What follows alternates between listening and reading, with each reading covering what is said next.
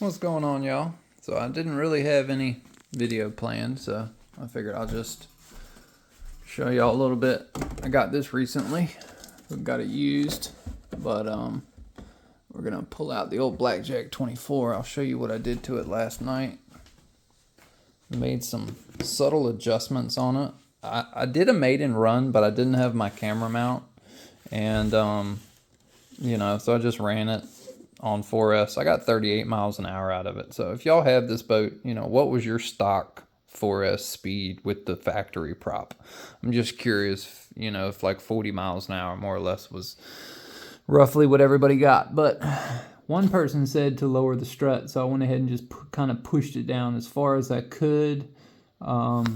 Since it's got that grommet right here, it's not going to really let you get too much deeper. And then I had this prop in my inventory. This is a pretty big one. This is a 4616, and I'm going to run that on 4S just to see if it'll go any faster.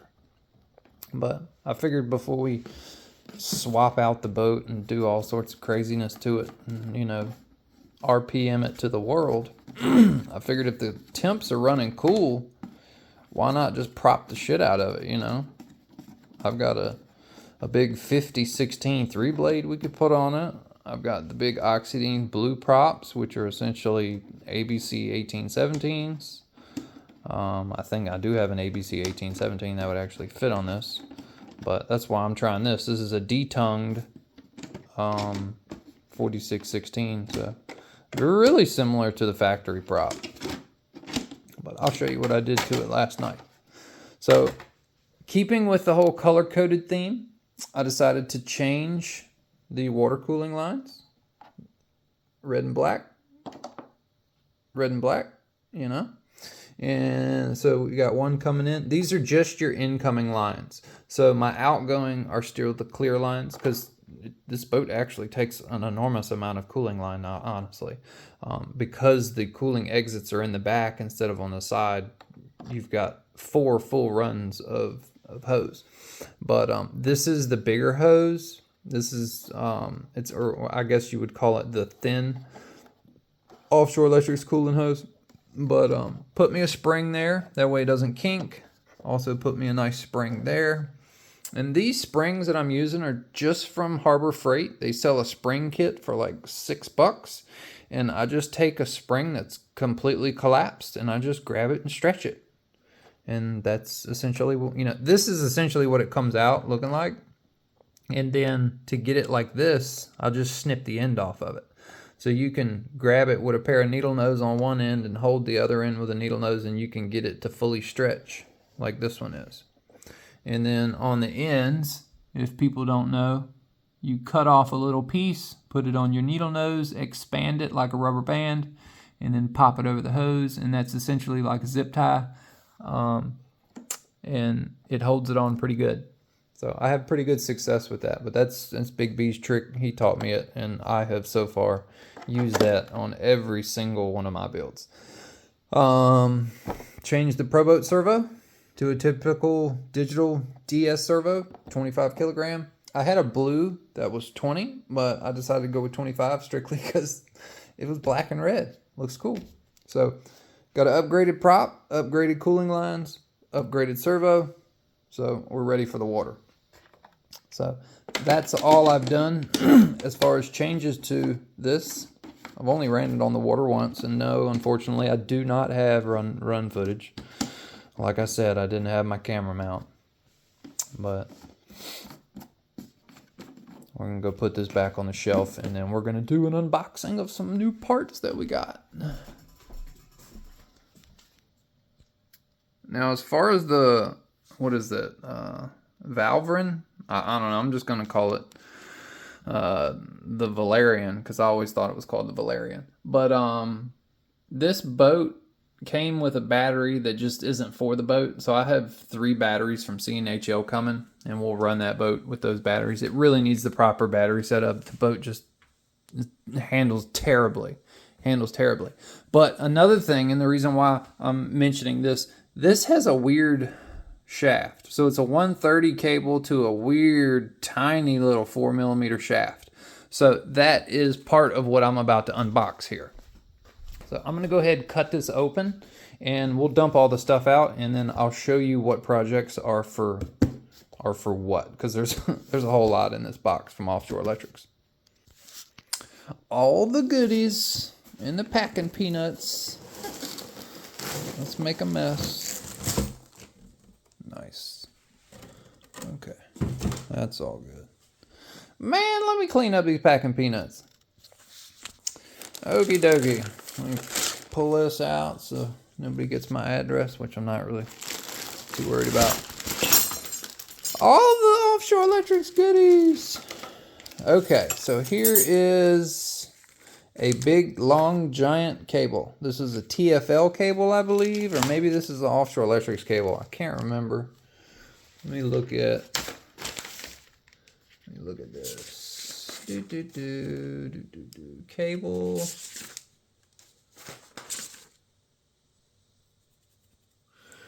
Doesn't say on here. Huh.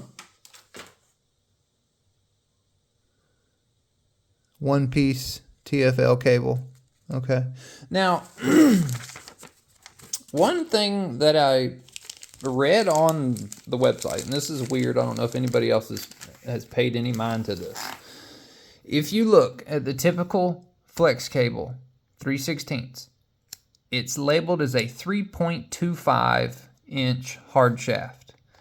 The TFL cable is listed as a 3-inch hard shaft.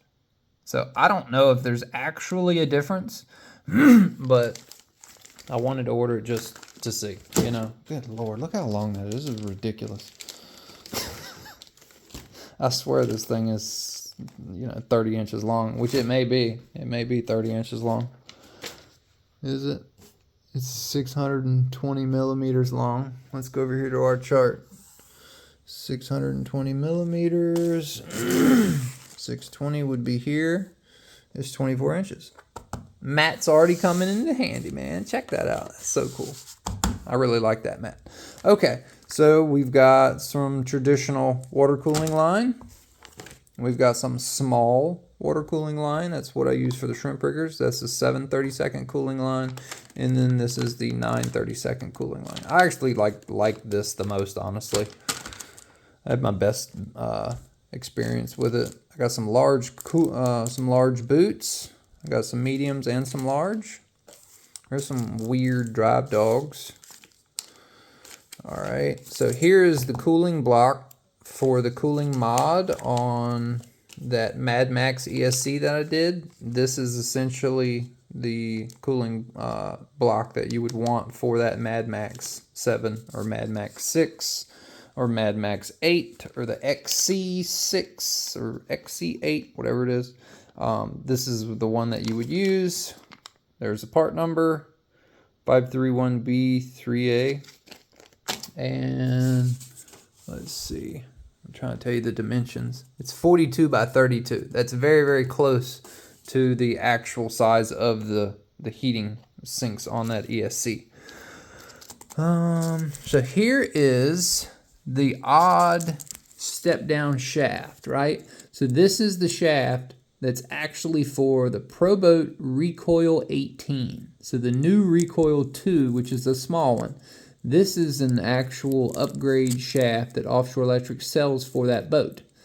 Now, this steps it down from 4 millimeters down to an 1/8 inch shaft.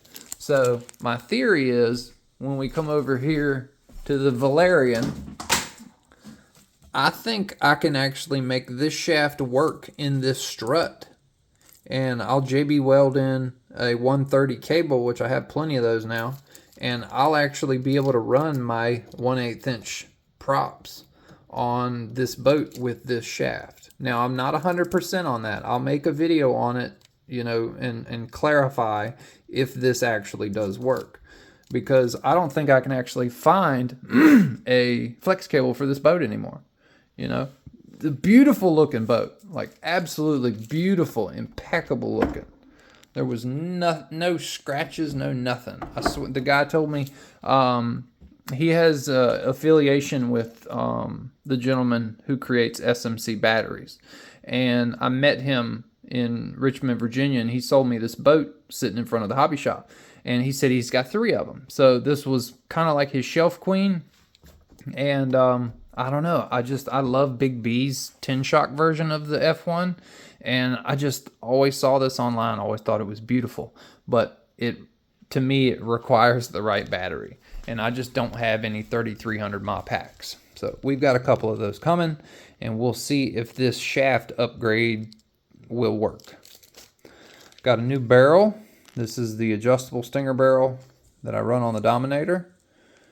And I didn't really need it, but is what it is. This is a 4mm drive dog, so basically same boat, the Valvryn. It currently has a 4mm shaft on it. The drive dog is actually split.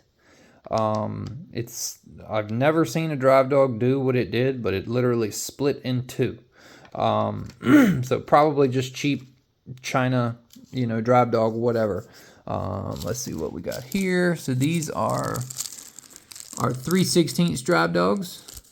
These are the 8mm versions. I prefer the step down tapered drive dogs like this, but they didn't have any. They were completely out of stock when I placed my order. I had been putting stuff. I don't really place an order with OSC. What I'll do is I'll go on there like week to week to week, and I'll put stuff in like my wish list. And I'll be like, okay, yeah, I need this, or no, I don't need this, or I need this, I don't need this. And I'll go back and forth, and then it may be in stock on Tuesday, but when I place the order on Friday, it may be out of stock. So then there was 3 things that I had ordered that I wanted that were out of stock. Here are motor cooling jackets. These are for these 2 SSS motors. Got me some QS8 males. I had plenty of females. I needed some males. And then I got some oddball size brass tubes. So let's see what size my brass tubes are. I got metric. So instead of doing the old, the typical, I think the top one, the biggest one's a 9/32. And then I got 6mm and 5mm and 7mm. And, okay, yeah. So these are all the metric tubes. And the reason why is sometimes we want to make something that our typical, American size just doesn't work. And some of the boats that I've learned from in the past actually had metric stuffing tubes. And some of the liners that I have over here, I think this liner here, which is a big liner, this liner here requires a metric tube. Will not fit any other thing than in a metric tube. And you measure it, and I think it measures 7mm. So it's for a 3/16 cable, but it requires a metric stuffing tube. So better to have it in your inventory, and they're just cheap, it's just cheap stuff to have in your inventory. I mean, what is that, $3.50? So you're talking $10, better to have it and not need it, not have it, you know what I mean? Then I got these are like water hose cooling bellows, so stuff like this. I saw a trick, and I think Big B copied it from somebody, and I just thought it was so genius. So what they did, they took one of these, and instead of having a through hole where your boot, like this boot here, instead of having the boot on the exterior of the back of the boat, right, they'll take this piece, and this will all you see. And then the rudder rod will go through it towards the inside of the hull, and then this boot will go on to that piece on the inside of the hull, and it keeps the boat super clean looking on the outside. Now this functions the same way. It'll collapse and expand only on the inside of the boat. So if you see how we have this one here, how it's on the exterior, so you would just literally put that bellow on the inside, push it here, and then take the boot from the inside and put it there. So the boot doesn't show. It's just a really, really clean look. Like every boat has a bellow on the outside, except this one. So this one here is done. My camera battery's dying. But this one doesn't have it, Let me see if I can. See how it's done there? I thought that was so beautiful. Like, it's so clean. That one up there got the rubber, you know? But that is pretty. So that's how I'm going to start doing mine too. That's what I love about the internet. Love about YouTube. Love about the RC groups on Facebook. Everybody, I'm going to say 90% of people are all genuine. And everybody loves to share their experience, share their project, share their, you know, struggles of what they had to do to get to the point that they're at and how they got there. And I absolutely love it. Like, it teaches me so much, you know, just like, oh, how did he do that? And then you wait 3 or 4 minutes and he shows you how he did that, or at least he talks to you about how he did that to where then you can do it, you know. I love it. I love it. The hobby is so much more now than it's ever been, you know. And us, people like you and people like me who are watching this, who you know, are into this type of stuff, we, as long as we stay positive and we help people and we do things for the right reasons and we don't get short fused and call people bad names. That's one thing I can't stand. I can't stand people getting on a post where a specific company had, you know, the boat, and they said, oh, you know, I had this experience, but, you know, the owner came in and he made it right. And then you'll get 10 people in the comments saying, oh, that owner is this and that owner is that, all negative. And I'm like, man, like, I don't know. I hate seeing negativity, you know, especially when I've had dealings with individuals and I've never had a bad experience. Just to see people trash people for their success is just, I don't know, it gets under my skin because I kind of have part of that in my life, you know. People don't like to see you succeed, so I try to say only surround yourself by the people who want to see you succeed and are, you know, willing to support you in your successes and your failures, you know. But I don't know, getting off subject. I'm just rambling. But got these little 90-degree fittings. So the reason why I got these is I have the Hydra, you know, the baby Hydra. That's what these are for, right? Well, when I was looking at the ESC for this cooling jacket, my curiosity, and one thing, if Offshore Electrics could do this, what is the thread on the nipple on these cooling jacket? That's one little tidbit of information that I wish they would put online. Because if it said, oh, you know, these cooling nipples are M4 threaded, well, then you know if you want a 90-degree fitting on your cooling block to get M4 threaded 90s. Now, these are 10/32 threaded, so these are American threads. These are not metric. I would almost bet money that these are metric. Now, I'm sure you could still order them. I know OSE sells 4, 5, and 6 mil 90s, but I just wish they told you what the thread was on these things in the description. And then you can order additional stuff, you know, if you want to, instead of having it straight in, you can have it 90 in. I don't know. On to the motors. Let's open these bad boys up. 4082 V2 2400 kV. So I ordered these kind of on a whim. I originally thought they were 2500 kV. And I don't know, it was just, I swear to God it said 2500 kV, but then when I look back, I think the 4074 had 2500 kV, the 82 had 2400, and the 92 had 2200.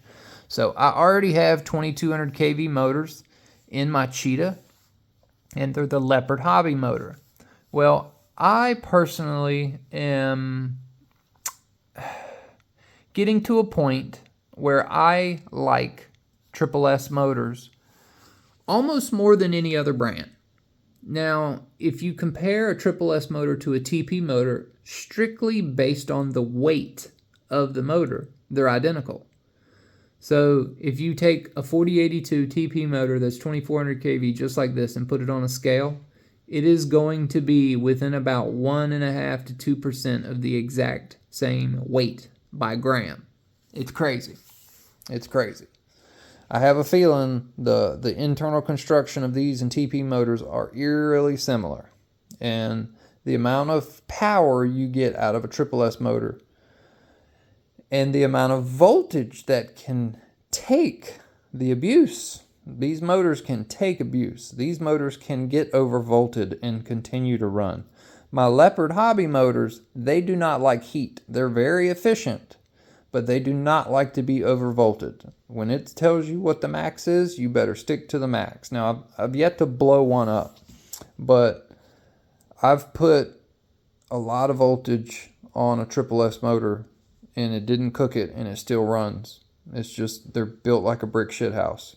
So I was having a conversation with somebody, I forget, is it Scaleworks or RC anything? I get those two guys confused because their videos seem so similar. But I was commenting on one of their videos, and we were talking about catamarans and 100 miles an hour runs and stuff like that. And another guy, he's running the Magnum 44, and he's getting 100 mile an hour runs. You know, now that's completely different hull style than my Cheetah.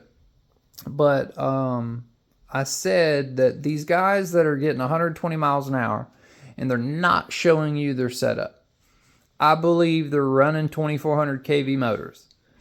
Now, I think if you put a 2400 kV motor on 8S, damn, you ought to do 120 miles an hour. Either that or blow the motor up.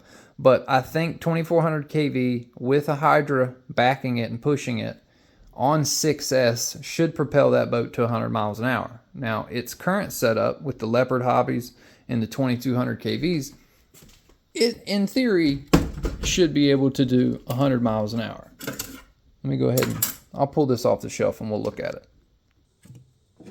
All right. So that's my current setup, right? And the last outing we had on this, it did very, very well. I was very pleased with how well it did. The only thing that I had an issue with was ripple. And I'm going to share a sneak peek of a future video idea. I shared this with one of those guys, and I said, I've got a video coming up explaining ripple. So this is what we're going to do. I'm going to give you all a sneak peek about what we're going to do, and we're going to go over this topic again here in the near future. So here, let me get everything spread out, and then I'll show you exactly what my plan is. Okay, so back to the topic. Now, when I ran this boat on 8S, I believe I had insane ripple. Now, ripple voltage is essentially the sag or the drawdown of voltage under extreme load.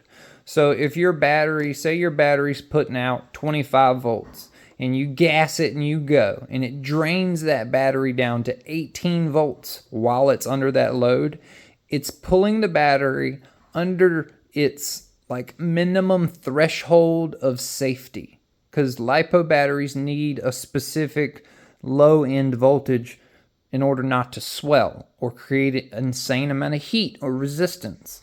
So ripple voltage is basically when you gas it, if there's not enough support from the battery, whether your battery's too small in milliamps or it's too low on the C rating, and those both two go hand in hand. You need at least like 5,000 milliamps, and you need at least 100 C rating, right? Well, we run 150 to 250 C rating batteries and 5,000 to 10,000 milliamp packs. Well, I don't have any problem running a 10,000 milliamp pack, but when I put a 5,000 in there, my ripple goes way up because there's not enough, balls in that battery to handle what we're throwing at it. So that is essentially detrimental to the ESC. Ripple current is detrimental to the ESC. And how do you handle ripple? Well, you can handle it two ways. You can put a bigger battery in it, more milliamps, higher C rating, or you can put capacitors. So a lot of ESCs, very similar like the Sea-King 180, the Sea-King 180s come with capacitors that are soldered in line, and it helps the ripple, right? Well, I had these Sea-King 180s originally came in this boat, and I said, okay, and you can go back and watch this. I put these in there, and these are atomic cat packs. These are huge capacitors. These are 10,460 microfarads at 35 maximum voltage. Really good capacitors, right? So if you look at this ESC, we've got 7 capacitors already built into this ESC. If you look at this one here, it already has 2 capacitors built into this ESC. If you look at abundance of my other ones, they'll have 3 or 4 capacitors. Like this one has 2 capacitors. This one right here has 3 capacitors. So capacitors on an ESC are very important. So one of my future videos is going to come up in the next couple of months, because this is going to take me a couple of, at least a couple of outings to make this happen. I'm doing this for my personal knowledge, and I'm going to share all the data with y'all, okay? I'm going to leave the boat as it is, 2200 kV setup, and we're going to take it out to the pond 4 different times. And every time we go out, we're going to leave the same props on it, and we're going to run the same 4S batteries. I've got some 10,200 mAh 4S packs, and we're going to run them in this boat. 4S on each side. And we're going to watch and monitor just the ripple current. Then we're going to take the 2 capacitors, and we're going to solder them on. Okay? And then we're going to take it out and we're going to run it again. And then we're going to take the triple capacitors, and we're going to do the same thing. We're going to desolder the 2, and we're going to solder in the 3. And we're going to go out and make a run. And we're going to see what the ripple is. Then we're going to bring it back. And we're going to put on 5 capacitors. And we're going to put it on the boat. And we're going to see what it does for ripple. Because whether you have 2 or 3 or 5 or 6, I'm curious to know what the benefit is, right? Because you've got these 6, and you've got 5, and 3, and 2. They all have a microfarad range. So these right here, these are 1,500 a piece. So this would be 3,000 microfarad. In addition, this would be 6,600 in addition. This would be 10,400 in addition. And this would be 12,280 in addition. So I'm curious to know how much capacitors would help your ESC, and then in how much. Because if we can get a baseline run on 4S and show what the ripple is of those passes, come home and solder on the 2, do the same thing again, same run, same packs, fully charged, same prop, nothing about the setup is going to change, just the capacitors. And then we'll actually be able to create a graph and look to see how much does capacitors help ripple. And that's what my goal is long term with all these capacitors. And then once we do the capacitor test and we figure out, you know, what's what, and I share that with everybody, then we're going to drop in the 2400 kV triple S motors and pretty much probably just stick this thing and leave it on 6S, because 8S to me it's just a clusterfuck of wires and jumpers and all that stuff, and then the boat just gets too heavy in my opinion. It's perfect on 6S. It's perfect on 4S to be completely fine. Can be completely honest, but the ripple current was at like 12 or 13%, and that really, really had me nervous. But I don't know. But that's my lot of stuff. Here's my other little triple. I only ordered one of these. I'm not sure if I'll actually put that on there. You know, I do have the 5, which is essentially very similar in microfarad range, but this should still give us a baseline. We're going to do stock, we're going to do 2, we're going to do 3, and then if I can make it work, I'll desolder these and solder them on to those QS8s, and then we'll actually get that. And then this pack right here is actually going to be dedicated to... She's hiding in here somewhere. Here she is. It's going to be dedicated to this. So we've got a new one here, and we're going to leave that on there. We'll solder them both to a QS8. But that's for a future project. I just haven't started on it yet. Too many other things taking up my time. But all right, video's getting long, 30 minutes. Hopefully y'all enjoy long videos. And I'm going to go ahead and end it here. So look forward to talking to y'all in the comments. Let me know what you think about my idea. as the capacitor future video and other stuff like that. But all right, we'll see y'all later. Peace.